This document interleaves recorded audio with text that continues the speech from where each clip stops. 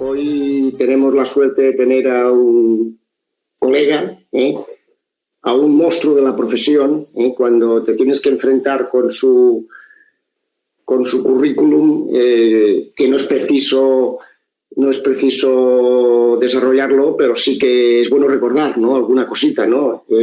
Don Ramón Tamames Gómez, doctor en Economía, técnico comercial y economista del Estado, catedrático de Estructura Económica, catedrático de la Jean Monnet,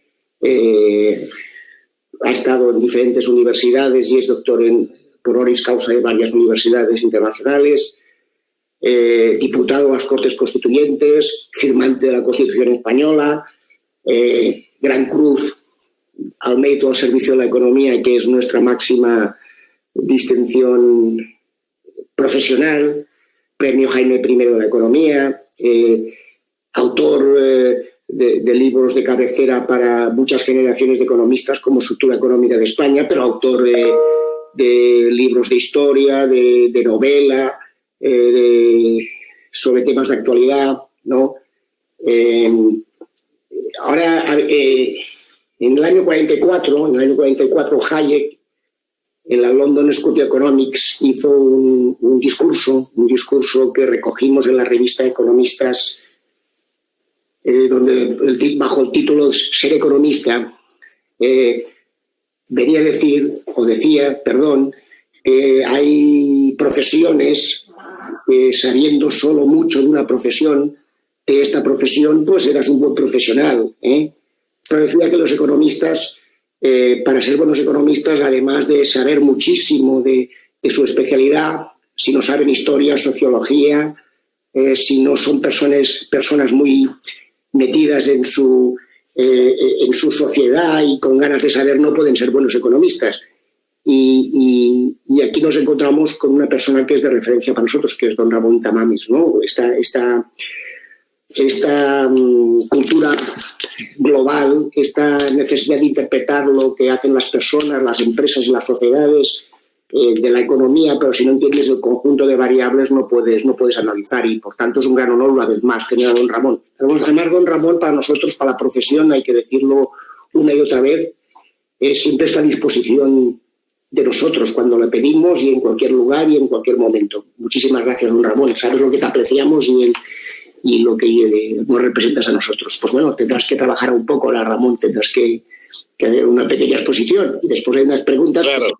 Seguiremos el formato que después Juan Carlos Pascual Fernández, nuestro decano de Madrid, Juan Carlos de Margarida, nuestro decano de Valladolid y secretario de la Casa, y José María Casado, catedrático y decano de Córdoba, pues harán unas preguntas, y muchas gracias.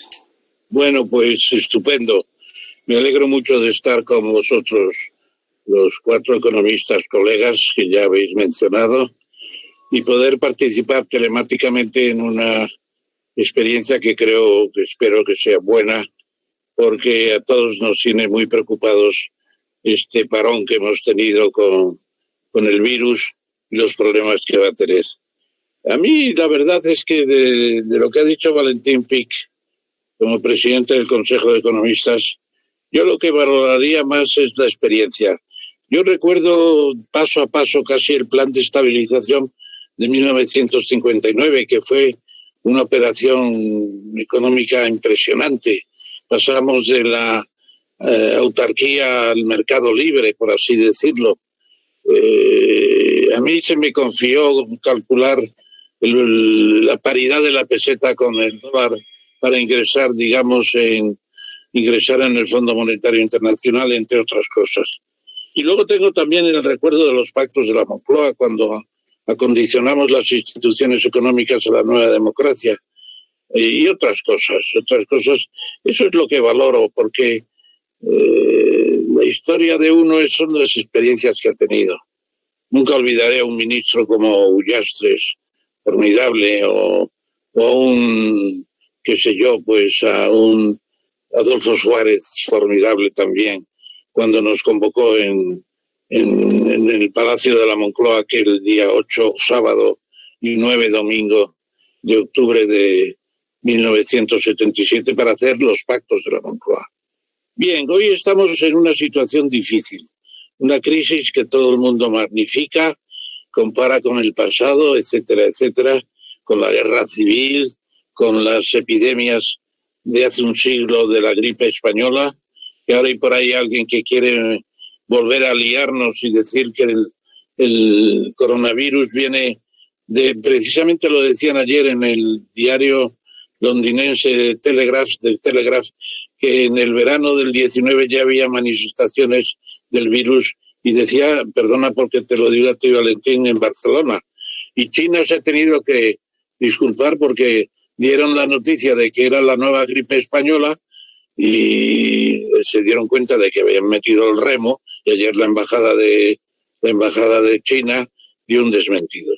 Bueno, la conferencia esta a distancia se ha presentado como la recuperación va a ser rápida, tipo V con caída fuerte y levantamiento rápido, una V asimétrica o una L de lentísima recuperación. Yo creo que vamos a tener inicialmente una recuperación relativamente rápida.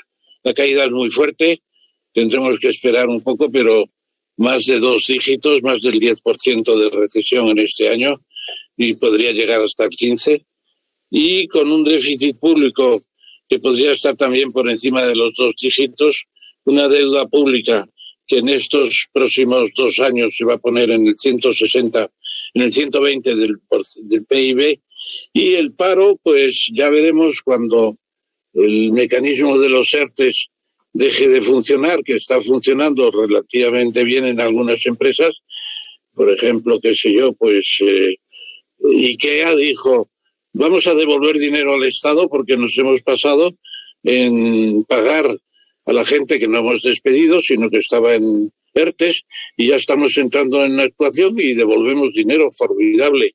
Y pues ni siquiera ha llegado a hacer ERTES, lo ha asumido perfectamente de una manera directa, y SEAT nos encontramos con que al día siguiente de abrir en Martorell, pues dice que van a estar en el 75% de manera casi inmediata. Esos son buenos síntomas, tendríamos que tener un repertorio mayor, pero en este caso yo creo que la estadística no ha funcionado bien.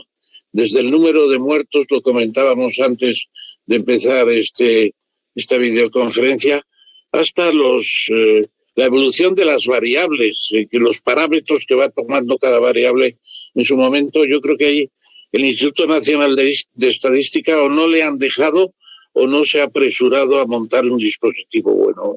Primera crítica, yo diría que importante. Naturalmente el gobierno español, como otros gobiernos, ha intentado abordar la crisis con medidas adecuadas. No siempre eso es bueno. Claro, yo recuerdo la comisión del Patronoro de nuestro gran economista Flores de Lemus, que dijo, no ingresen ustedes en el Patronoro, y porque Inglaterra ya haya vuelto al Patronoro no es bueno. Y luego el año 29, Keynes, que había criticado mucho la vuelta al Patronoro, consiguió en la comisión Macmillan que se volviera a abandonar ya definitivamente. Bueno, eso son muestras de que tampoco hemos tenido en esta ocasión una comisión de sabios.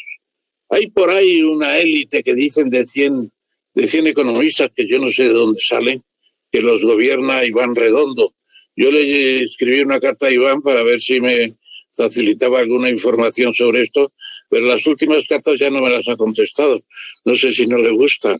Bueno, el caso es que no hemos tenido la comisión de sabios que podríamos haber tenido, como la ha tenido Italia, como la ha tenido Macron, que ha invitado a Larry Summers, ha invitado a Tirol, el premio Nobel, también me parece que estaba el autor de Capital, el célebre economista que está ahora en su segundo libro, etcétera, etcétera. Bueno, aquí no hemos tenido eso, hemos tenido esa especie de secretismo y ahí seguimos. Y luego la comisión del Congreso pues no ha dado entrada a mucha gente que les pidió ir a exponer su idea.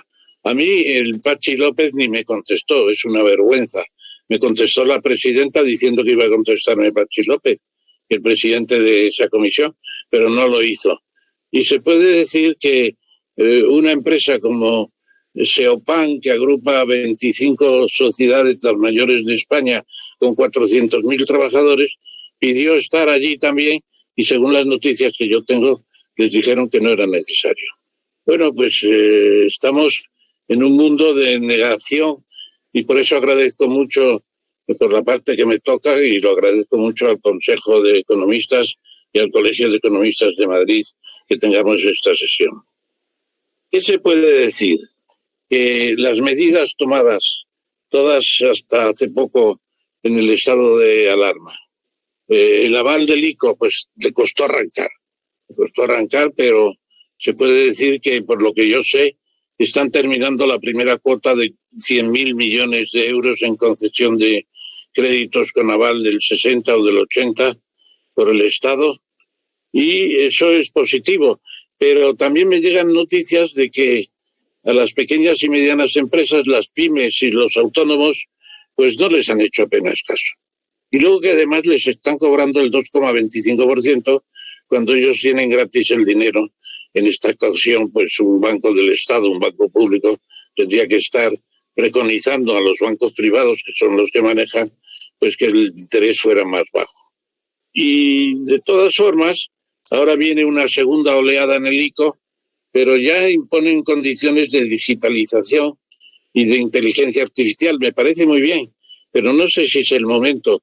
Seguramente también en estos meses de crisis hemos dado un paso de gigante en la digitalización y en la comunicación del país.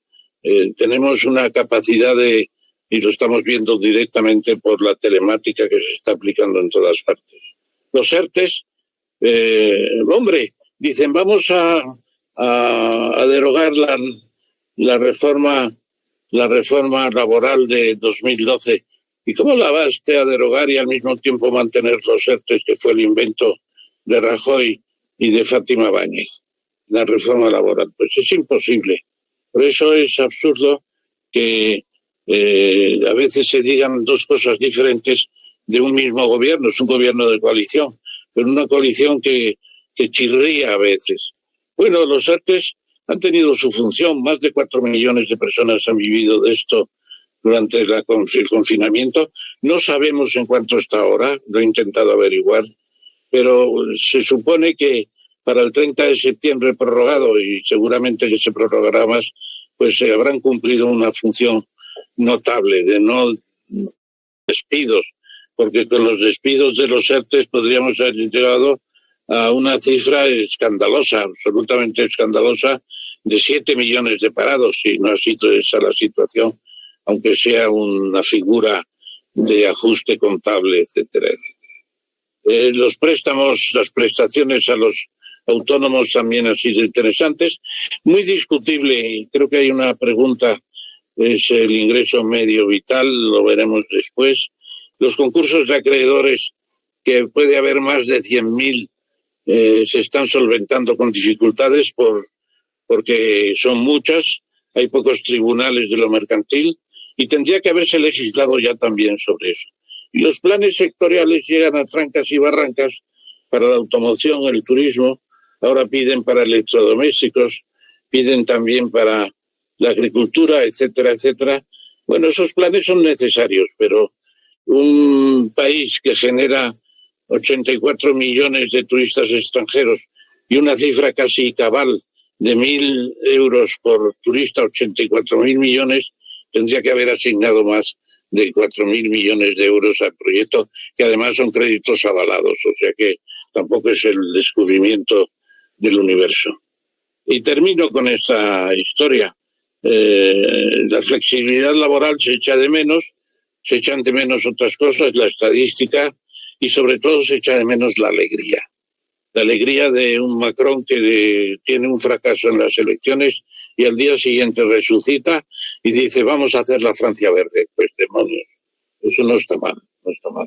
Vamos a hacer la España, digamos, digital y de la inteligencia artificial y de la transición ecológica. Bueno, hay personas que sí lo dicen muy claramente. El otro día en Informe Semanal veía a Sánchez Galán explicando muy bien toda la transición ecológica. Hay que dar alegría a la gente y comunicar cómo se va desprendiendo el personal, nunca mejor dicho, de los ERTES y cuánto van funcionando los créditos. Todo eso hay que airearlo. Y luego un método, y ya con eso termino mi introducción, que hay que hacer una especie de escenario estratégico deslizante de 4 años y unos presupuestos extraordinarios, yo creo que también de 4 años.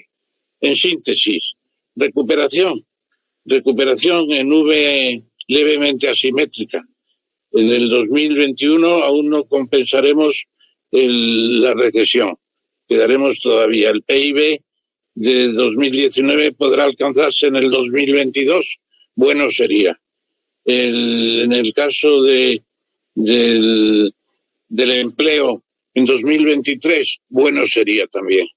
Pero la deuda pública, para llegar al nivel del 95% del PIB en que está actualmente, según el AIREF, que tendrá buenos calculadores, supongo, habrá dejado ahí el señor Escrivá, pues dice que hasta el año 2032, que yo cumpliré 99 años, no se reabsorberá la deuda pública. Yo creo que es una promesa difícil de discutir porque, entre otras cosas, crear superávit en el presupuesto español, a pesar de lo que decía Che Garay, Premio Nobel de Literatura y gran ministro de Hacienda, es muy difícil. Esas son algunas ideas generales. Muy bien, Ramón, muy bien. Muy poco tiempo, has empleado muy poco tiempo y has sido muy conciso, ¿no? Bueno, he hecho lo que he podido, camarada presidente. Así me gusta que seas obediente. A ver, voy a hacer la primera pregunta yo, después irá Pascual, por favor. Bueno, hay las pensiones. Hay una pregunta directa de Pepa Montero, de la revista 65 y más, que nos habla directamente, una pregunta directa del año 21. ¿Qué pasará con las pensiones? Y la otra, la segunda pregunta, también ligada con las pensiones, es retrasar la edad de jubilación, penalizar la jubilación anticipada, rebajar la tasa de sustitución de las pensiones, ¿puede ser soluciones o cómo lo ves? Bueno, es evidente que tenemos una curva de crecimiento de las pensiones muy fuertes. Nos acercamos a 10 millones de pensionistas contribuyentes y luego hay otras facetas de la seguridad social en este campo importantes también. ¿Y quién se acuerda ya del Fondo de Garantía de Pensiones del Pacto de Toledo, que llegó a tener 66.000 millones de euros de ahorro?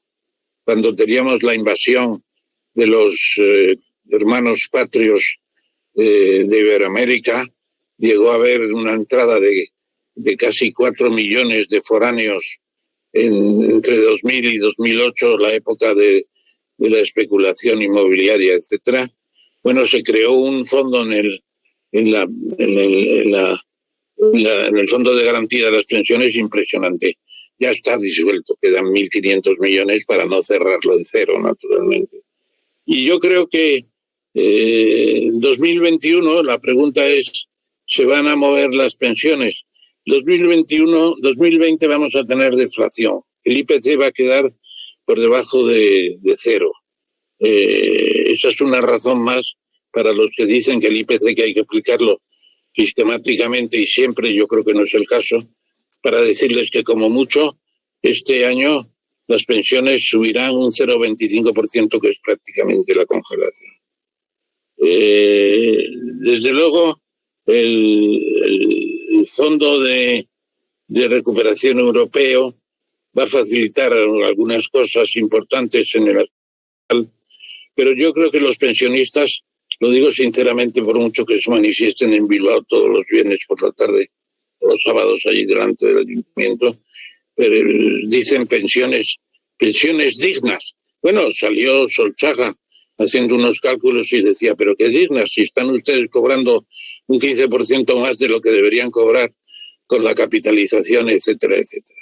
Bueno, yo creo que las pensiones pueden esperar en cuanto a moverse para arriba. Y además hay un argumento más, que es el que ha planteado Valentín, es decir, la tasa de reemplazo de las pensiones.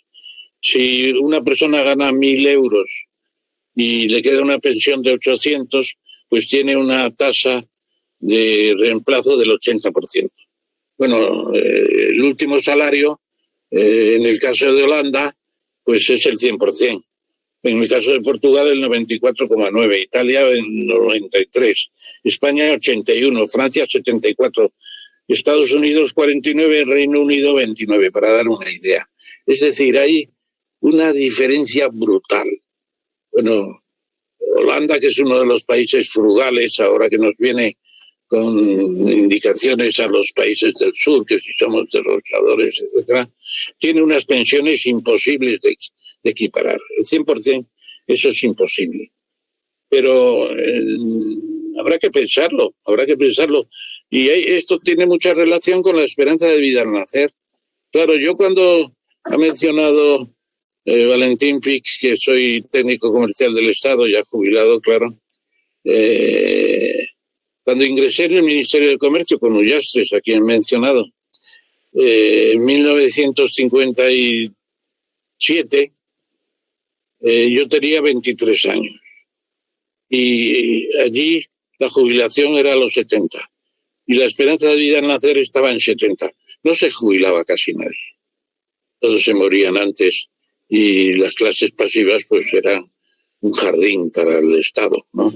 Pero hoy la esperanza de vida al nacer está en 84 años y entre 67, máxima jubilación, y 84, tenemos 17 años de prórroga. Mucha gente se jubila a los 60 o los 65.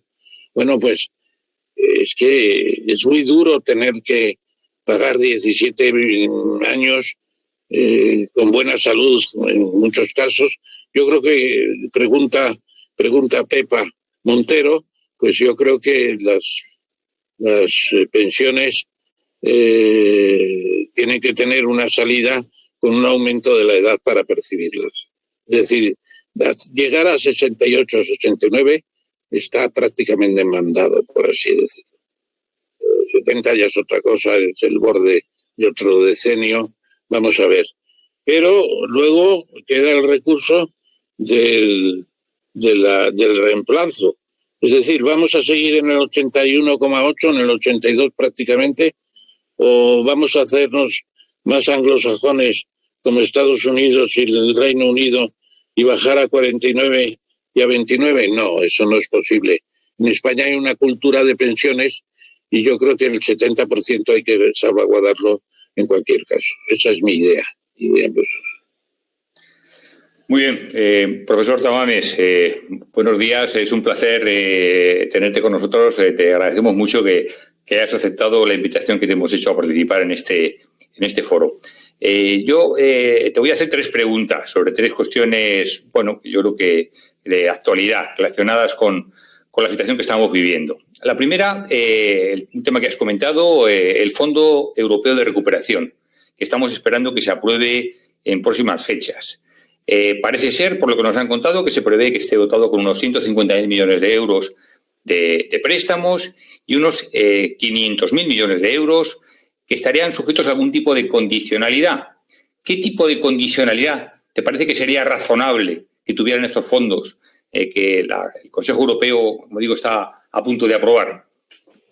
Pues fíjese, me trae a la memoria el plan Marshall, que también tenía condicionalidad, y los proyectos que se presentaban para el plan Marshall en los años ya muy lejanos de 1948-52, pues algunos se rechazaban. Por ejemplo, Francia presentó un proyecto para mejorar el casino destruido por la guerra de cerca del Canal de la Mancha y se le denegó. Dijo, el plan Marshall no financia casinos. Nosotros vamos a tener condicionalidad, eso está claro. Ya lo reconoce el propio presidente del gobierno. No respecto del Fondo de Recuperación, pero sí respecto del MEDE, del Mecanismo Europeo de Financiación. Y vamos a tener condicionalidad y nos tienen muchas ganas algunos, dicho coloquialmente, porque se han fijado en que la idea de derogar la reforma laboral sería un desastre. la poca flexibilidad que tiene el mercado laboral español, pues se hundiría todavía más. Y se han fijado cuando dijo aquello en la comisión del Congreso de los Diputados de la reconstrucción, dijo el vicepresidente segundo del gobierno que iba a poner un impuesto sobre las grandes fortunas con hasta un 3,5% de recaudación sobre la base liquidable, supongo, pues eso es leva de capitales. También resonaron las campanas aciagas, por así decirlo, en la Unión Europea. Yo creo que va a haber condicionalidad y además tiene que haberla, porque el dinero público pues hay que respetarlo todavía más que el dinero privado, porque no es nuestro personalmente. Y se puede decir que los países frugales, que son luteranos o puritanos, como en el caso de Holanda, pues miran mucho el dinero y miran a ver los proyectos que llegan del sur y vamos a tener problemas. Porque no sé si os habéis fijado que los 16.000 millones del fondo COVID-19 que ha creado el Estado para los ayuntamientos, ha dicho, los voy a repartir y ustedes hacen lo que quieran, no pienso intervenir para nada. Bueno, pero ¿eso qué es eso? Es un federalismo del derroche. Les dan los poderes a las comunidades autónomas y les deja que hagan lo que quieran. Hombre, una autoridad central debe haber buscando la racionalidad. Y luego, además, pues se ha dicho que la parte de donación en los 140.000 millones que dicen que nos corresponderán en el fondo de recuperación, que también se lo van a dar a las comunidades autónomas para que hagan lo que quieran. Bueno, eso es un sueño de la noche de verano, porque realmente yo creo que va a haber condicionalidad. Y yo me alegro de que la haya. Elsa de la Nuez, una joven jurista que escribe mucho en El Mundo, dice, bienvenida sea la condicionalidad, para que nuestros proyectos estén bien hechos y no sean como otros muchos que se acaban convirtiendo en humo, y hay que buscar después dónde están los dineros. Eso es lo que yo opino. Incluso parece ser que en el Fondo de Recuperación se va a poner el derecho de veto de la autoridad comunitaria. Es decir, como el caso del casino en el Plan Marshall. El Plan Marshall no financia casinos, el Fondo de Recuperación no financia necedades. Una segunda cuestión que quisiera preguntarte está relacionada con los acuerdos sociales entre el gobierno, organizaciones sindicales y las organizaciones patronales, empresarios. En este momento, en esta crisis que estamos viviendo, parece que son más necesarios que nunca. El acuerdo del pasado 4 de julio ha sido importante, pero ¿crees que se debería ir más allá? Tú fuiste parte activa del proceso de negociación de los pactos de la Moncloa, Ramón. ¿Crees que este es un tema que debería ponerse encima de la mesa de una manera clara y profunda en este momento, que es tan importante para recuperar la actividad económica en nuestro país? Bueno, yo creo que efectivamente no tienen nada que ver con los pactos de la Moncloa. Los pactos de la Moncloa, pues, tenían un enemigo a batir decididamente y era la inflación. Teníamos un 26% de inflación, con tendencia a irse al 30%, decía Enrique Fuentes Quintana. Esto es una inflación sudamericana, ya salimos de la órbita europea, y tenía razón.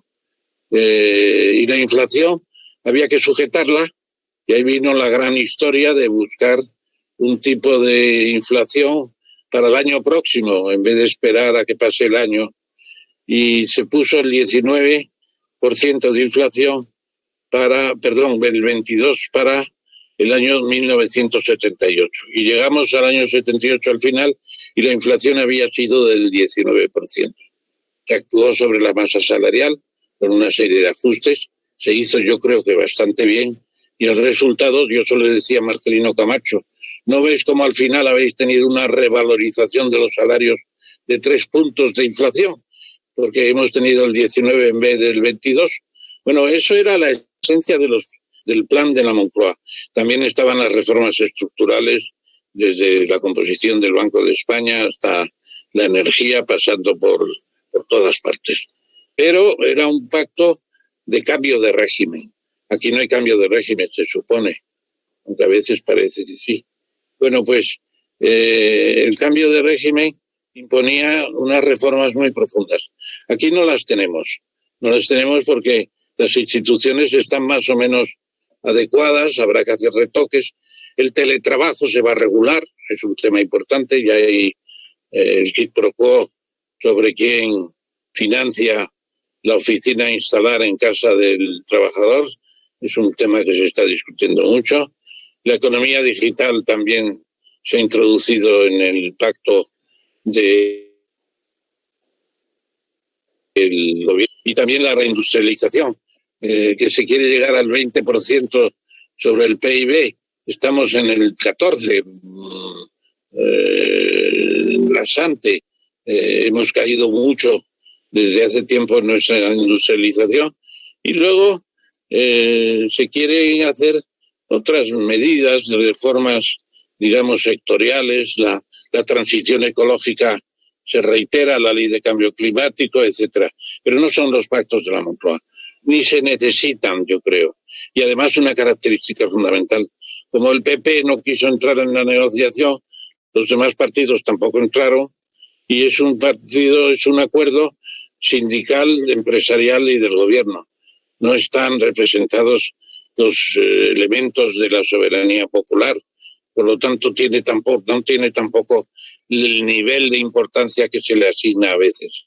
Me parece que está bien hacerse la foto ahí todos en la Moncloa, en esa mesa alargada tan bonita en el jardín. Está bien, pero francamente va a resolver poco. ¿Acaso unas directrices para las próximas leyes de la transición ecológica, he dicho, digitalización, etcétera, etcétera? No son los pactos de la Moncloa, ni tampoco un documento del gobierno que exprese su voluntad definitiva, porque las grandes medidas se han tomado ya anteriormente en el estado de alarma, sin consultar a los sindicatos ni consultar a la COE muchas veces. Se han tomado las medidas que hemos enumerado al principio tranquilamente por el gobierno. No es el mecanismo de la dialéctica de los pactos de la Moncloa, que allí se implicó todo el país, porque aquello fue, en cierto modo, emocionante también. La gente decía, a ver si os ponéis de acuerdo, a ver si sacáis al país de la miseria, ¿para qué sirve la democracia? Eso también habría que decirlo ahora. Bien, y la última pregunta que te quiero hacer, Ramón, es una pregunta muy de política económica. Antes de darle la palabra a Juan Carlos de Margarida, que va a continuar este debate, está relacionada con las medidas de política económica que han tomado los diferentes países europeos, sobre todo los países cercanos, para reactivar, para intentar menguar o reducir los problemas derivados del COVID. Luego creo que José María te va a preguntar sobre este tipo de medidas también en la economía española. Pero desde el punto de vista internacional, ¿qué te parece la reacción que ha tenido Alemania, Reino Unido, Francia, Italia? Bueno, tampoco hace falta que los repases todos, sino quizás las cuestiones que te parecen más interesantes, las medidas más interesantes que han tomado los países de nuestro entorno sobre esta cuestión. Bueno, yo creo que el país más importante todavía de momento, no por mucho tiempo seguramente, es Estados Unidos, que está declinando además protagonismo y liderazgo. Lo estamos viendo en el señor Trump y en su conducta deleznable con la Organización Mundial de la Salud. Será mejor o peor, pero no tenemos otra. Y lo que tenemos que hacer es mejorarla. Y luego el tratamiento que está dando al tema del virus, pues es también un asombro de observadores, solamente comparable con el presidente de México, que están hoy reunidos. Yo diría que las medidas en todos los países han sido fundamentalmente dos. Una, la liquidez. La oferta de liquidez ha sido impresionante. Tanto que nos quejábamos, o se quejaban, yo no me he quejado nunca. Yo al Super Mario Draghi le tengo un respeto imponente. Lo que hizo en 2010, en plena crisis de las subprimes y de la especulación inmobiliaria, las burbujas financieras e inmobiliarias, decir, haremos todo para salvar el euro, Eso fue definitivo. Bueno, pues lo hizo y convirtió un banco central que estaba a imagen y semejanza del Bundesbank alemán, del Banco Central alemán, para vigilar la inflación, pues lo convirtió en una reserva federal de Europa. Casi convirtió el banco nuestro en un banco central norteamericano que vigila el crecimiento también y que se ocupa no solamente de la inflación, sino de cómo va la economía. Y eso es el banco que tenemos hoy. Y gracias al banco, pues, tenemos una liquidez muy fuerte que se manifiesta en toda clase de medidas, como las que tenemos en España de créditos, etcétera, etcétera.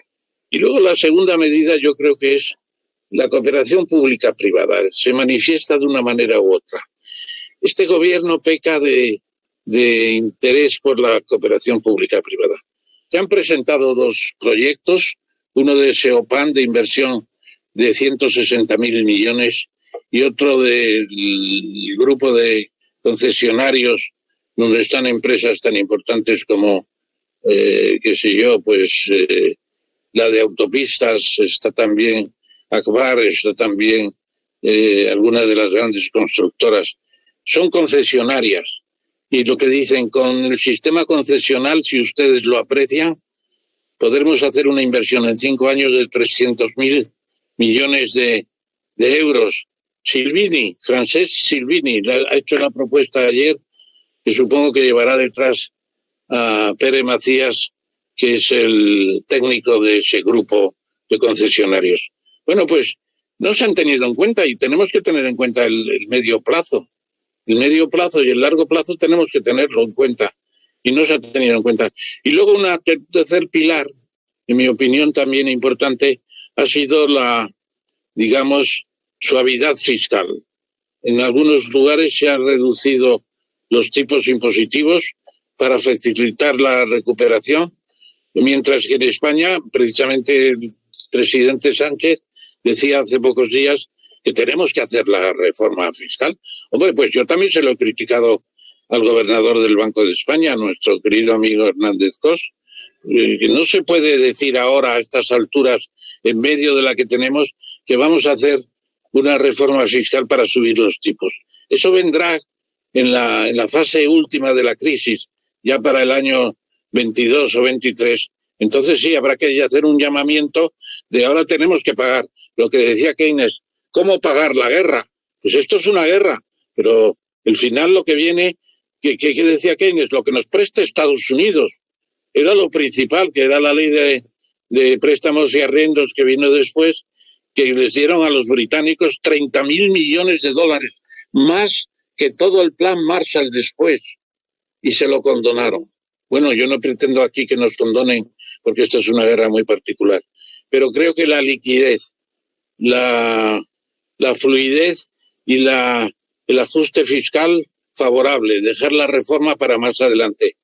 Y el endeudamiento es inevitable y además estamos en una fase en que todavía nos endeudamos muy barato. ¿Saben ustedes cuánto es el coste medio de la deuda viva española de esos 95% del PIB? Pues el 1,9. El 1,9 es muy, muy soportable. Va a existir siempre, no lo sabemos, pero de momento, ojalá que hubiera síntomas de reflación que se dice. Algunas veces se busca la inflación por los propios mandatarios y se dicen vamos a reflactar. Bueno, pues no hay manera de reflactar porque esto está con una crisis de demanda que es el mayor problema y hay que dar dinero para que la gente compre y se mueva. No sé si no he entrado en los detalles, me habría gustado entrar, pero ya entraremos más adelante, supongo, porque nos seguiremos viendo las caras. Buen sentido. Muy bien, Ramón. Una suerte tenerte aquí, un honor hacerte preguntas. Yo voy a hacerte otras 3 preguntas también, hasta que José María Casado intervenga. Vamos a hablar de medidas económicas. ¿No echas de menos que algunos organismos internacionales tiendan a coordinar las medidas económicas al igual que tienden a coordinar mejor de lo que están haciendo, evidentemente, al igual que se intentó hacer cuando la crisis del 2008-2013?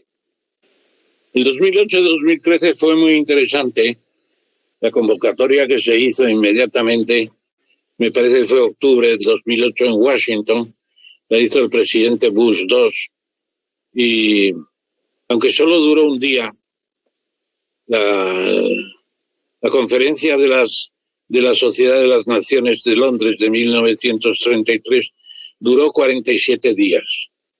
Y España tenía allí representándonos a Nicolau Delver, un ministro de la República, claro, y a nuestro economista que hemos citado antes de Jaén, ya saben ustedes, Flores de Lemos. Estuvieron 43 días en Londres y la pena es que yo no he visto documentos de Flores explicando qué hicieron tanto tiempo en Londres, aparte de pasear por el Hyde Park, ¿no? Bueno, lo cierto es que el G20 empezó a estudiar los problemas conjuntamente y lo hizo de forma tan reflexiva que se reunió el G7, que se autorrogan el directorio mundial, los 7 países, ya sabéis cuáles son: el Reino Unido, Estados Unidos, Italia, Francia, Alemania, Canadá, Gran Bretaña, etcétera. Bueno, pues dijeron, pasamos los trastos de los temas económicos al G20. El G20 se tiene que convertir en el gobierno económico mundial. Y desgraciadamente empezaron ya los planes más concretos de la Unión Europea y de los países grandes y nos fuimos perdiendo y no se consolidó el G20, pero se le echa de menos.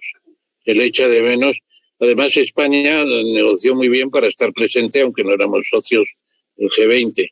Luego el Fondo Monetario, que a nosotros no nos afecta prácticamente para nada en estos momentos, ha hecho 72 acuerdos con países en situación de crisis, con pequeños préstamos, y naturalmente tiene el préstamo a Argentina de 50.000 millones de dólares, que vamos a ver eso cómo navega en los próximos años. No creo que muy bien, desde luego. Se ha echado en falta la cooperación económica internacional. Un comité de sabios también a escala mundial habría sido bueno.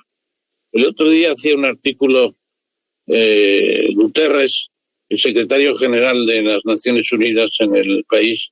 Yo le escribí una carta porque le conozco levemente y me pareció un artículo precioso.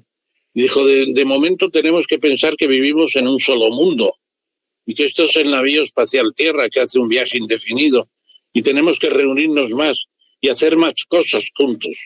Tiene toda la razón, porque echa de menos la cooperación internacional. Ha influido mucho en el tema Trump. Trump no ha sabido asumir el liderazgo y claro, Putin ha propuesto una reunión internacional, pero todo el mundo dice, Putin, ¿para qué haga una propuesta? Para vender armamentos, para vendernos petróleo ya oxidado, etcétera, etcétera. No ha tenido éxito. Putin, que es el único que ha dicho algo de una reunión internacional junto con Guterres. Muy bien, Ramón. Mira, recientemente ha habido una cumbre empresarial convocada por el señor Garamendi en nombre de la COE y de la CEPIME. Ha sido un gran impacto institucional y mediático. ¿Qué opinión tienes al respecto de esta cumbre y qué consideras que ha podido solventar? Bueno, yo creo que en parte lo hemos comentado ya, sobre si era una reunión tipo pactos de la Moncloa, que no lo es, desde luego. No hemos dado una calificación muy alta a esa reunión, por cierto, y los temas que se han estudiado, pues ya los hemos mencionado en su mayor parte: competitividad y sostenibilidad, por ejemplo, exportaciones. Vamos a recuperar el signo positivo en la balanza por cuenta corriente de mercancías y servicios pronto. En el fondo de la crisis del 2008 estábamos con 10 puntos negativos en esa balanza. Y después nos recuperamos fantásticamente. Es uno de los méritos de Rajoy, sin duda. Y el comercio exterior ha sido una de las claves de nuestra recuperación entre el 2013 y el 2018, el 2019. Eso es muy importante, volver a tener. Y luego, un cambio de modelo productivo con mayor innovación y digitalización, incluidas pymes y administración pública. Bueno, ahí yo creo que hay dos cosas que están chirriando. la sanidad pública desprecia en cierto modo la sanidad privada. Bueno, la palabra no es de eso, pero no valora lo que ha sido la sanidad privada en la crisis. Ha sido una ayuda tremenda. Y además, sin la sanidad privada que tenemos de 11 millones de personas, tendríamos una sanidad pública absolutamente abrumada, absolutamente colapsada. Y en la educación, la concertada empieza a desconocer. Se quiere ignorar la concertada, pero ¿qué es eso? Pero si tiene capacidad la red de colegios e institutos del Estado para atender a toda la población, en absoluto. Y además el artículo 27 de la Constitución exige que los padres puedan escoger colegio. Y el sistema de concertación, que es un invento bueno de la transición, me parece, podrá haber sus zonas oscuras, pues habrá que resolverlas. Pero el sistema es razonable, pues se quiere acabar con él para imponer la educación pública, lo cual sería muy negativo para todo lo nuestro. Y luego el cambio de modelo energético y apostar por Europa. Yo creo que eso es quizás lo más importante, los 140.000 millones, y luego también, claro, lo que va a venir del Banco Central Europeo. El otro día, en la manguerada de distribución de créditos que se hace cada trimestre, hubo una demanda de 1,4 billones de euros, de los cuales 524 bancos. Los bancos españoles pidieron 175.000 millones. Bueno, mucho más que los créditos avalados por el ICO, etcétera, etcétera. El Banco Central es una joya, y después de las primeras dudas que ha tenido la señora Lagarde, pues está al nivel en estos momentos de Super Mario Draghi.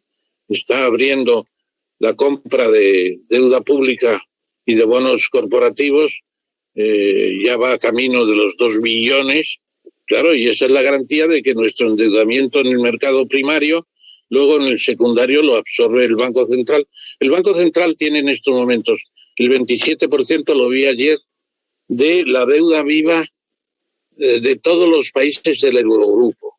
Es impresionante. Se ensancha la base monetaria, evidentemente el balance crece, pero como no hay inflación, pues no tenemos problemas en los precios, y mientras dure esa situación, no cabe duda de que hay que aprovecharla. Muy bien, Ramón, muchas gracias. Última pregunta y la siguiente ya entraría José María Casado. A mediados de marzo se proclama el estado de alarma y se hacen una serie de medidas económicas que se ha dicho de ellas todo lo humano y todo lo divino, para bien y para mal. ¿Qué opinión tienes con respecto a todo lo que se ha hecho? ¿Cuál te ha parecido acertadas y cuáles has echado en falta? Bueno, a mí me gusta valorar las cosas y por sistema no ser el enemigo del enemigo. Es decir, yo creo que las cosas se han hecho lo mejor que se ha podido. Por ejemplo, me parece que más de 1 millón de ERTEs recibidos por la administración estatal en pocos meses, en pocos días, semanas, pues ha sido abrumar todo. Bueno, pues al final se ha conseguido ir repartiendo dinero para que no haya más paro. Bueno, eso es una medida buena. Además demuestra que el país está más digitalizado de lo que se piensa. Esto hace 5 años no sería posible. Y luego los créditos avalados, pues lo mismo. Han ido con retraso, ha habido marginación de las pymes y de los pequeños autónomos. Yo creo que eso habría que revisarlo, indudablemente. Y luego se puede decir que las medidas están ahí. ¿Qué se echa de menos? Yo creo que se echa de menos que no haya habido una reducción del IVA, por ejemplo, que le han pedido los hoteleros, con la conveniencia y la vigilancia, naturalmente, de que la reducción del IVA no se traduzca en unas rentas fiscales para los protagonistas del sector turismo, sino en una auténtica rebaja para los usuarios de esos hoteles, o mayor flexibilidad en el mercado del trabajo. Eso, estando la coalición que está, es imposible decirlo. Claro. Yolanda, ahí en el Ministerio de Trabajo, flexibilizar el mercado es prácticamente imposible. Incluso llegaron al acuerdo con el grupo, ¿cómo se llama? El grupo de los herederos de ETA en el Parlamento vasco, Bildu, que son en cierto modo herederos por lo menos filosóficos. No pretendo disruptar, como se dice, a nadie, de acabar con la reforma fiscal. Eso fue un disparate. Pactar para conseguir unos votos, pactar la abolición de la reforma laboral era un disparate. Bueno, afortunadamente no se ha hecho nada de eso y ahí seguimos. Y luego yo creo que habrá que revisar la política del salario mínimo interprofesional, porque está a punto de plantearse algún día que el salario mínimo interprofesional en la doctrina de la Unión Europea es el 70% del salario medio de cada país. Eso nos situaría en torno a los 1.100 y pico, 200 euros de salario mínimo. Y no está tan lejos porque está ya por encima de 1.000 en la práctica. Bueno, eso sería otro disparate porque el Banco de España ahí sí tenía razón cuando dijo que era un desincentivo del empleo. Y yo creo que lo es, sobre todo para los autónomos que no quieren. Decía Íñigo Sagardoy, su padre mejor, Juan Antonio Sagardoy, decía: el problema de España es que el contrato de trabajo es un contrato matrimonial con el obrero. Y luego el divorcio es muy costoso. Bueno, pues hay que facilitar la cosa, que haya más movilidad. Estamos apegados a las indemnizaciones altas. Todo eso produce un quietismo laboral y produce una rigidez que al final va contra los propios trabajadores. Porque muchas empresas tienen que cerrar.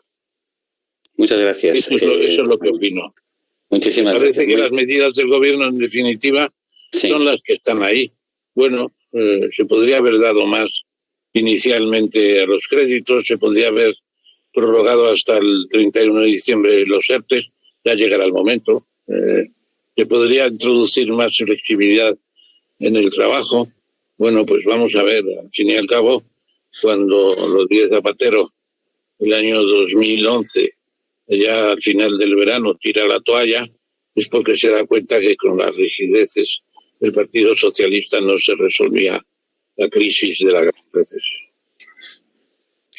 Muchas gracias, José María, cuando quieras. Bueno, pues muchas gracias, querido amigo, queridos amigos, querido profesor. Yo creo que a estas alturas de la intervención, pues realmente ya se han mencionado casi todas las cuestiones que en este momento preocupan a la sociedad española, a la economía española, y desde luego me parece que esta es una crisis más, si me permitís, es un poco fuerte que yo lo diga, más social que económica, porque está teniendo unas consecuencias realmente gravísimas.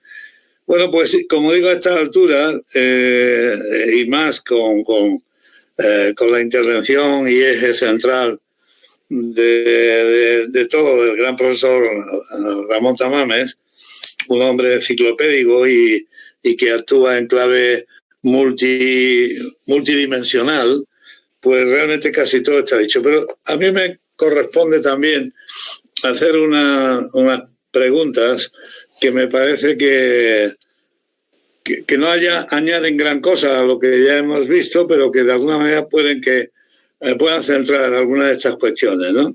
Se está viendo que en la mayoría de los países, sobre todo los de una pertenencia más inmediata a nosotros, que son los países europeos, están en la línea, en sus políticas económicas, de reducir los impuestos, ¿no? Evidentemente, nosotros atravesamos una situación muy difícil que tú ya has descrito en materia de finanzas públicas, especialmente, y realmente ¿cabría aplicar estas medidas en España? ¿Se deben de subir o se deben de bajar este cuadro impositivo? ante una situación que más bien, como ya has destacado también, es una crisis de demanda, con una deflación esperada en un horizonte más o menos próximo. Y bueno, la cuestión que está siendo muy debatida ahora en el seno de los partidos políticos, pues sería muy interesante conocer tu opinión al respecto. Bueno, muchas gracias, José María. Me recuerdas la mezquita de Córdoba, los jardines de los reyes cristianos, en aquel maravilloso pasado de Córdoba, y el marquesado de Zueros también, que tiene la mejor producción de aceite de oliva de España. Gracias. Esta compensación de los méritos que me has adjudicado. Entonces, tu pregunta está muy encajada. Dice, a ver, ¿quién paga? Lo que decía Keynes, ¿quién paga por la guerra? Pues él decía primero que nos... Si me permite, Ramón, yo citaría también a Joseph Pla, que una vez cuando llegó a Nueva York se asomó a su hotel, ve toda la ciudad enorme encendida, plenamente casi en llama, y se preguntó, ¿y esto quién lo paga? Bueno, Pla tiene historias para todo, decía. Una vez fui a visitarle a un amigo mío en Cataluña, a su torre, que no me acuerdo dónde estaba, voy a ser en el Ampurdán. Y le dijo, ¿qué tal, don Josep? ¿Qué tal sigue usted? Y dice, mire, mientras estén los billetes del Banco de España y la Guardia Civil cerca, bien. No era muy entusiasta del nacionalismo catalán, evidentemente. Bueno, o sea, Pla, yo tengo el cuaderno gris ahí que lo leo de vez en cuando y me gusta mucho. Se dice que nosotros tenemos la presión fiscal baja, que llegamos a un 37, 38, mejor de los casos. Claro, esto también había que poner el PIB, como hacen los italianos, ya que ponen la economía sumergida. Nosotros no hemos incorporado la economía sumergida a nuestra estimación de la renta. Y la OCDE estima que la economía sumergida puede ser un 18% del PIB todavía. Pero lo cierto es que nosotros tendremos una presión fiscal baja en comparación con Francia o con Suecia. Pero tenemos esfuerzo fiscal muy superior al porcentaje de la presión fiscal. ¿Por qué? Porque tenemos menor renta. España tiene una renta mucho menor que la media, menor que la de Francia, y lo que paga lo paga con más esfuerzo que Francia. El esfuerzo fiscal que nuestros fiscalistas nos enseñaban en la facultad. Y luego se combina con el 18 de PIB. Si incorporamos esto, la presión fiscal sería todavía más baja. El problema yo creo que está en el fraude. El fraude, y todos los ministros de Hacienda, que son muy listos, y no digamos ahora lo lista que es la ministra de Hacienda, pues no hacen nada para resolverlo. No han mejorado la infraestructura del Ministerio de Hacienda con inspectores fiscales en cantidad suficiente y con sabiduría suficiente. Han hecho ahí una cosa muy limitada que yo voy a tratar de enterarme, que son los proveedores de lujo, es decir, los fabricantes de yates, los fabricantes de corbatas finas, los de chalets tipo quinta, etcétera, etcétera, para ver cuáles son sus clientes y qué niveles de renta tienen. Bueno, eso me parece un poco un asalto por otro lado, no me gusta demasiado. Pero tienen que mejorarse el tema de la lucha contra el fraude. En el fraude tenemos seguramente 4 o 5 puntos, que son los 60 mil millones de euros que necesitamos. Yo creo que sin más retoque se podría hacer. Y desde luego hacer el retoque ahora, ni hablar. Ahí recurro otra vez a Sánchez Libre en Foment cuando dice sería hundir la economía. Ahora se anuncia una subida de impuestos y esto es un desastre. Igual que cuando se dijo que se iban a regular las SICAVs, el ahorro colectivo. Bueno, las SICAVs tienen un 1% sobre los beneficios de la entidad, pero luego esos beneficios van a una persona y ahí le caza en el IRPF y en el impuesto sobre el patrimonio donde exista. Bueno, o sea que tampoco hay que rasgarse las vestiduras. Lo que está claro es que si usted no tiene SICAVs en España con cierto crédito, se van a Holanda, se van a Irlanda, se van a Luxemburgo, que no son paraísos fiscales, ni tampoco infiernos fiscales, son sencillamente tienen una tributación ahí bastante mejor que la nuestra y la gente se va ahí, tiene su derecho. Además, bueno, pues ¿qué quiere usted? ¿Precipitar la salida de capitales? Pues haga usted una reforma fiscal sin avisar y con prisas y lo tendrá usted conseguido. Y luego ya, claro, ir a un impuesto sobre las grandes fortunas que se les llena la boca de ansiedad y de voracidad cuando hablan de las grandes fortunas, porque parece que se van a comer a la señora Botín y de paso a Pablo Isla o a Amancio Ortega, ¿no? Parece que se los van a comer vivos. Pues eso es un disparate también. Por mucho que se vayan a obtener 12.000 millones que quieren obtener de las grandes fortunas. Mire usted, tranquilito y entérese de lo que es. Lea usted el Musgraves, ¿te acuerdas del Musgraves? El libro que tenía Enrique Fuentes precisamente como clásico para la enseñanza del tema fiscal. Lean ustedes. Y lean también a Laffer, que cuando Laffer hizo su tesis de la curva de Laffer, menos impuestos producen mayor recaudación si las cosas se hacen bien, también hay que leerlo. Bueno, Ramón, la otra cuestión sería un tema un poco conflictivo, como es el aprobado ingreso mínimo vital. Y la cuestión es si crees que ahora es el momento oportuno para implementarlo. ¿Cuáles son o cuál crees que son los posibles efectos? Yo más bien abogaría por un ingreso mínimo laboral, ¿no? Que entre otras cosas reduciría el coste social tremendo que es posible esperar en un país donde parece que lo preocupante es fomentar el desoficio. Es decir, si hay ingreso mínimo vital, ¿cuáles son las alternativas para esos trabajadores que lo perciban? Porque muchos de ellos, desde luego, podrían aplicarse al mundo laboral de una manera más decidida. Bueno, realmente todos sabemos que es un impuesto, es una prestación para resolver, dicen, la pobreza, pero ha sido muy controvertido. Y el señor Escrivá, que fue anteriormente presidente de la IREF, yo estuve dos, con él en los desayunos del Palace y del Casino de Madrid, y decía cosas muy sensatas. Y le ha costado mucho trabajo digerir el tema del impuesto, al ingreso mínimo vital. Porque lo ha planeado para 1 millón de familias, 2,5 millones de personas. Primera persona sola, 461 euros al mes.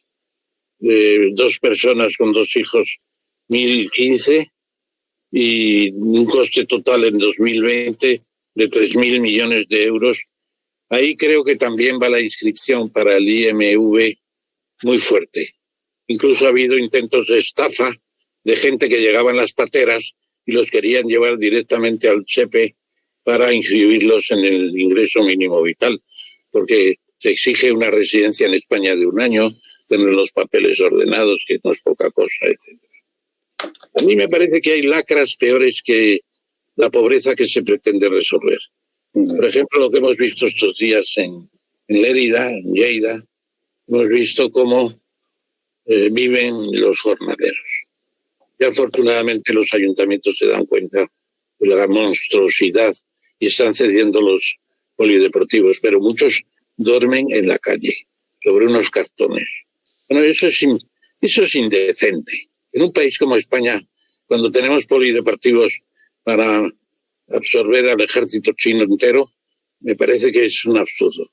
Hay que vigilar esa pobreza también, porque además son gente muy útil que hacen un trabajo que no quieren hacer los demás, porque el español ya no va a las recolecciones agrícolas y Y tenemos que recurrir a subsaharianos, a marroquíes, a gente del Magreb, etcétera, etcétera. Y luego yo pregunto, ¿quién ha hecho un estudio global de las ayudas que se dan por las comunidades autónomas? Nadie. Yo no lo he visto en ninguna parte. Y el País Vasco da unas ayudas formidables. Navarra lo mismo. Cataluña no lo sé, pero supongo que también. Madrid también tiene sus ayudas. Nadie ha hecho un estudio de ver cuánto abarca las comunidades autónomas antes de montar este sistema estatal.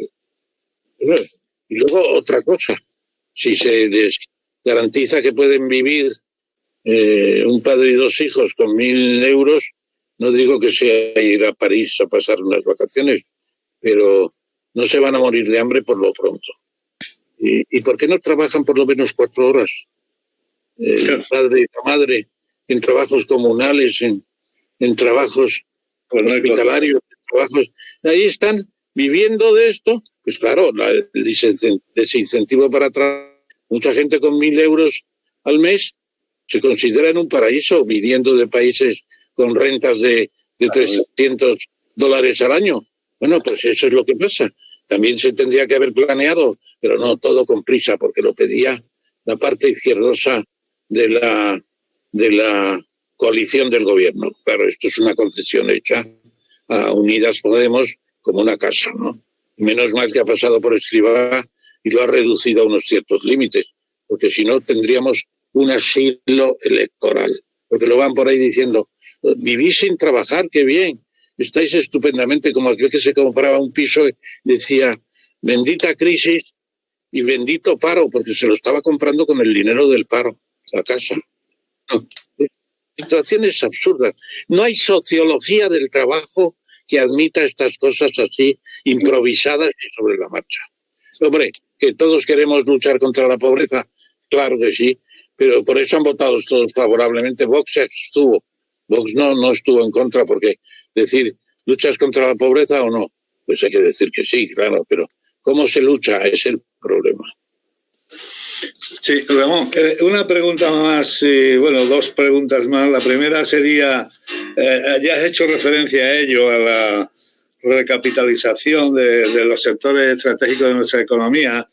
Te has referido a la industria, al porcentaje que ocupa en el PIB, cada vez menor el sector industrial. Yo creo que está por debajo incluso del 14. Sí, yo creo que está por debajo.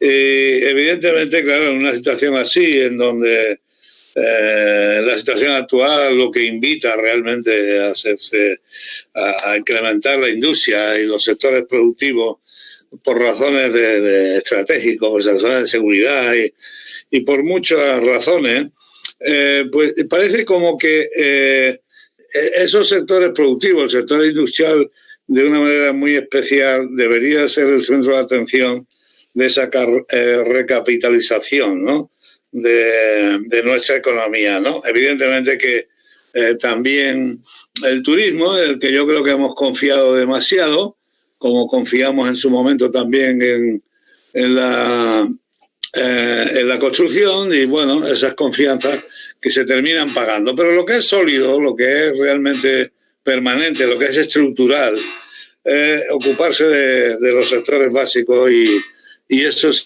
aprende en los libros de economía desde el principio. Ello es el sector industrial. Es verdad que la economía se va terciarizando, pero eso sin perder una referencia industrial, por ejemplo, como es el caso de Alemania, el caso de Francia, el caso de países más sólidos desde el punto de vista económico.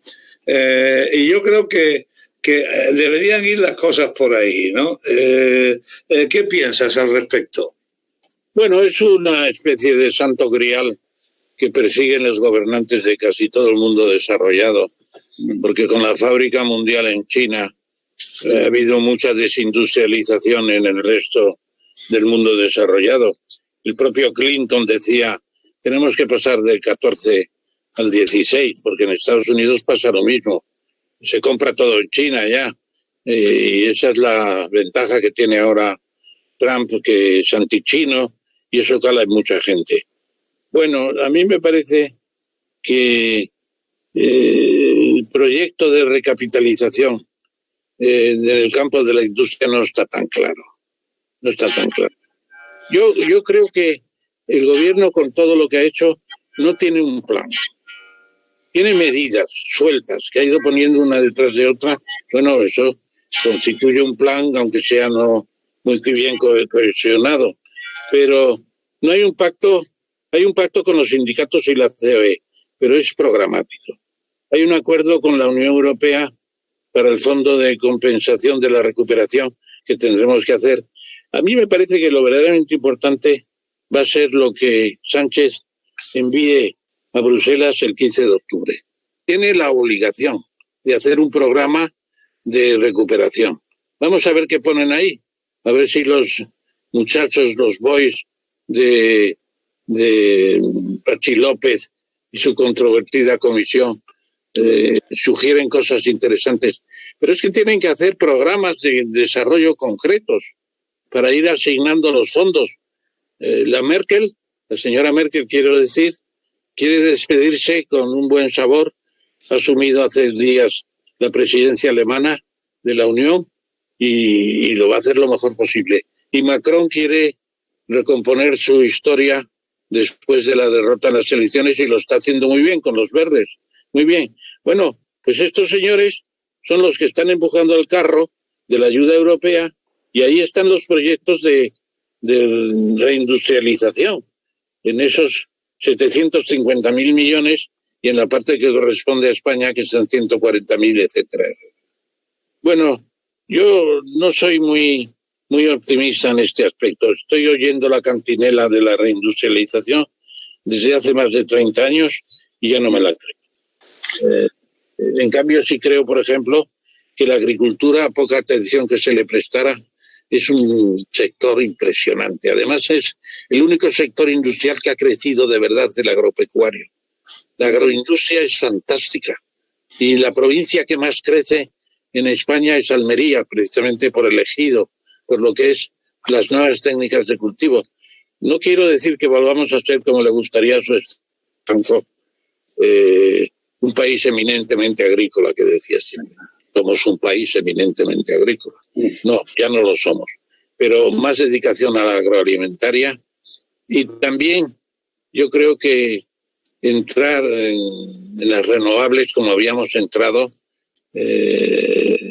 Dice Sánchez Galán, que a mí me impresionó mucho esa sesión de informe semanal, que para el año 2025 podíamos hacer lo que tenemos previsto para el 2030.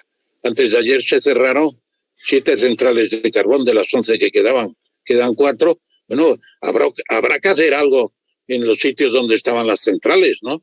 Porque la gente que está allí trabajando, ¿qué va a pasar con ella? Es un problema en una ubicación así encontrar una aplicación nueva.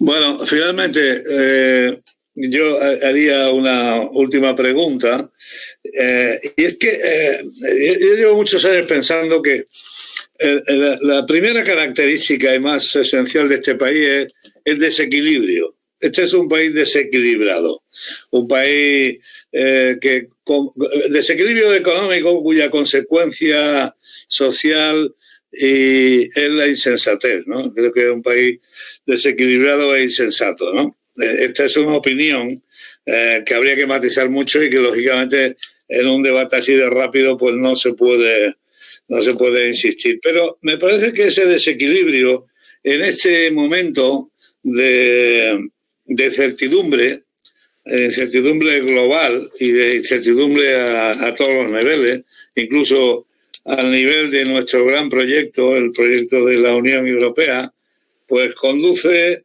a una situación que obliga, evidentemente, a un programa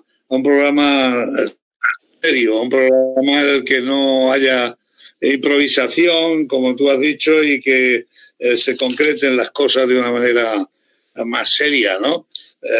No se esté todo el día improvisando, todo el día con nuevas ocurrencias que no conducen a nada, ¿no? Entonces yo creo que ese programa de recuperación del que tú hablas para octubre en Bruselas, entre otras cosas porque nos va a dar la condicionalidad para el rescate, en definitiva. Este es un rescate que hubo financiero a tener otras consecuencias más amplias y más de carácter más general, pues nos va a llevar a una situación que de alguna manera nos va a poner un poco a salvo de una cuestión que se está viendo venir, que son las enormes tensiones comerciales entre China y Estados Unidos, ¿no? Y la amenaza de guerra comercial. Por eso yo hablaba un poco del sector industrial como un sector que nos puede permitir estar un poco al pairo de esa enorme crisis, de esa enorme incertidumbre a nivel global, ¿no? Y la situación, con ese panorama que he tratado de dibujar un poco rápidamente, es preguntarte qué cabe esperar, ¿no? En ese futuro inmediato y cómo va a afectar esa situación de incertidumbre, de desequilibrio, de improvisación, cómo va a afectar a la salida esperada de la crisis. No se sabe si en V simétrica o en L. Yo me reservo mi opinión, pero evidentemente... Tú estás por la L, te noto. Yo estoy por la L total, vamos. Pero bueno, rezo todos los días para equivocarme, para que me equivoque. Bueno, no, sin atribuirte a ti esa circunstancia, pero algún mensaje que has lanzado. Estaba buscando este libro de María Elvira Roca Barea, Fracasología. Yo creo que es un libro muy pertinente y que si no lo habéis leído, deberíais leerlo. Porque la cuestión que tenemos los españoles es que no valoramos lo que tenemos. Es el país donde seguramente con un cierto nivel de renta, no exagerado, se puede vivir, si no como en el mejor del mundo casi. Es un país que tiene muchas ventajas y muchos inconvenientes, pero las ventajas predominan sobre los inconvenientes. Y yo creo que esa fracasología, la idea de que vamos al fracaso sistemáticamente hay que quitársela. Yo creo que precisamente eso que necesita un gobierno alegre, que diga, vamos, no solamente un estereotipo que le hayan puesto una agencia de publicidad, vamos a ganar o saldremos de esta. No, dígame usted, ¿cuántas empresas han salido ya de los ERTES? ¿Qué grado de ocupación tiene en la industria de la automoción? Dígame usted, ¿cuántas tiendas tiene cerradas todavía Inditex? ¿Y cuántas ha abierto? Y además ha dicho que las pequeñas seguramente ni las va a abrir ya. Bueno, todo eso es lo que me interesa, porque es lo que hacen los empresarios, que están encima del tema. A ellos le va la vida. Al señor de la Moncloa le va las elecciones dentro de unos meses o de unos años, pero no es la vida. Claro, los empresarios están empeñados en una... Tú, en cierto modo, eres un pequeño empresario en algunos aspectos, lo eres. Bueno, pues también estás afectado y también te preocupa la crisis. Bueno, ¿cuándo vamos a poner en marcha todo eso? Estamos buscando clientes en todas partes, estamos promocionando. Yo creo que el turismo es una industria tremenda. No se puede considerar como un apaño que tenemos ahí para una temporada. Se hablaba de la gallina de los huevos de oro, que podríamos sacrificarla. Bueno, llevamos ya desde el año 59 con un turismo que va creciendo hasta 84 millones de turistas extranjeros, y eso es como para tener una cierta confianza. Lo que pasa es que llega el cisne negro del virus y se carga todo, y se carga incluso la industria del turismo. ¿Y cuántos Mercedes habrá vendido Alemania en esto? Pues muchos menos. ¿Y cuántos Saab o el otro habrá vendido Suecia? Pues también muchos menos. No, yo creo que no estamos tan desdichadamente mal. Creo que tenemos capacidades suficientes para salir, pero hace falta más alegría, más preocupación por detalles, por cuestiones, más planes concretos, más ligazón entre la administración y los empresarios. Lo que tú decías, en el caso de unas instalaciones que se hacen, y luego todos son pejigueras y problemas. Pero usted, funcionario, haga que el país progrese, no quiera usted lucirse como un Savonarola en Florencia, castigando a todos los florentinos. No puede ser. Yo, sinceramente, lo de China, a mí me parece que tiene mal arreglo. China y Estados Unidos tienen mal arreglo. Hay un libro que les recomiendo que se llama Los países que irán a la guerra, China y Estados Unidos, de Graham Allison, que por cierto a mí me interesó mucho porque entre otras cosas dice que hay que llegar a un acuerdo entre China y Estados Unidos para un nuevo orden mundial, que no pueden limar sus asperezas en una guerra porque sería el final de todo. Lo que sale China muy reforzada en la crisis y Estados Unidos creo que algo debilitado, aunque también hay que decir el Nasdaq, que está explotando la bolsa de Nueva York de las tecnológicas como si no hubiera crisis. ¿Por qué? Porque las extraexponenciales, todas estas de Google, Amazon, etcétera, están por encima de la melee y se han aprovechado de la crisis de manera extraordinaria.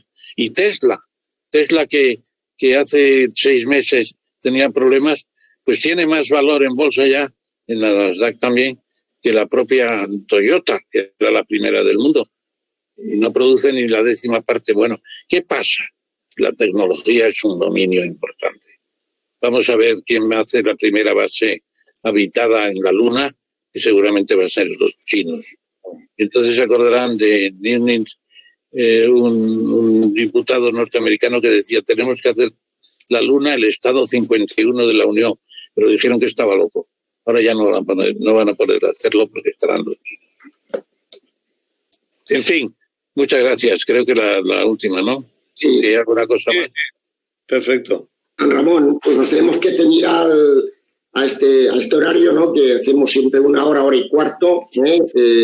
Vamos a ver, tanto José María como Carlos como Pascual ya han expresado nuestro agradecimiento para que estén entre nosotros, ¿no? Que estoy convencido que recogemos el sentir de los que están detrás de las pantallas. Realmente para mí y para todos nosotros es admirable, ¿no? Este dinamismo, estas ganas de hacer cosas, ¿no? De estar conectado, de ver qué se puede hacer para mejorar, ¿no? Para mejorar, ¿no? Bueno, yo me he quedado un poco tranquilo porque a la mitad de la conversación nos estábamos poniendo muy pesimistas y José María ha ayudado con el tema del pesimismo, y además José María ha hecho una cosa que me ha molestado un poco porque ha utilizado una cita de Pla que utilizo yo siempre, ¿no? Que es esto quien paga las cosas, o sea que es una... Dicho esto, vamos a ver, tú... Y paga mana, el que paga manda. No, y bueno, y esta idea tan económica, ¿no? Siempre hay que ver la variable económica, ¿no? Y que las cosas hay que pagarlas, aunque no se vea. Esto es... Los economistas somos un poco cenizos siempre en todos. ¿Qué venía a cuento? ¿Permitís que les diga a los oyentes que si queréis ampliar o preguntar más cosas, podéis enviarme un correo electrónico? Es muy sencillo: Ramón Tamames, todo seguido, @castellana100, todo seguido y 100 con letra.com. Ramón Tamames, castellana100.com. Escribidme, os espero. Ramón, y así, presidente, muchas gracias al Colegio de Madrid, al Consejo General y a esta ramificación del sur en Córdoba. Muy bien, Ramón. Escuchadme. Bueno, ya hemos dicho muchas cosas. Que queríamos aprovechar para recordaros que en esta línea de conferencias digitales, para intentar pues animar, ¿no? Lo que ha dicho, que falta un poco de alegría y de proyecto, ¿no? A ver si conseguimos entre todos crear conciencia para que nuestros gobernantes pues nos animen, ¿eh? Tenemos a Cristina Herrero el lunes 13 a las 10 al de la IREF, a las 10:30, y después ese mismo día nos han confirmado que José Luis Almeida, alcalde de Madrid, estará a las 12:30 porque presentamos la revista Economistas, que hacemos conjuntamente el Colegio de Economistas de Madrid y el Consejo, sobre el que hemos hecho un monográfico sobre el tema sostenibilidad. Tendremos la suerte de tener al alcalde, ¿no? Y el día... Amigo mío, el alcalde, hijo de un compañero mío de las milicias universitarias. Muy bien. Y el día Y el 16 no hacemos conferencia, pero hacemos una rueda de prensa que presentaremos un libro, un estudio que nos hace muchísima ilusión, conjuntamente con José Luis Bonet, presidente de Cámara España, poniendo en valor los 45 años de la democracia española y los cambios sociales, económicos, porque a veces... Ese día habrá que poner unas copas de Freixenet. Bueno, habrá que poner unas copas de Freixenet. No, bueno, una cosa más. Pues nada más, de verdad, muchas gracias porque nos estáis siguiendo en estas conferencias, que es el máximo premio que podemos aspirar los que estamos organizando estas cosas. Y Ramón, gracias una vez más por estar entre nosotros y nos ha ayudado a centrar ideas que al final es lo que... A la orden que dicen en Colombia, a la orden. A ver si es verdad. Bueno, hasta luego. Adiós.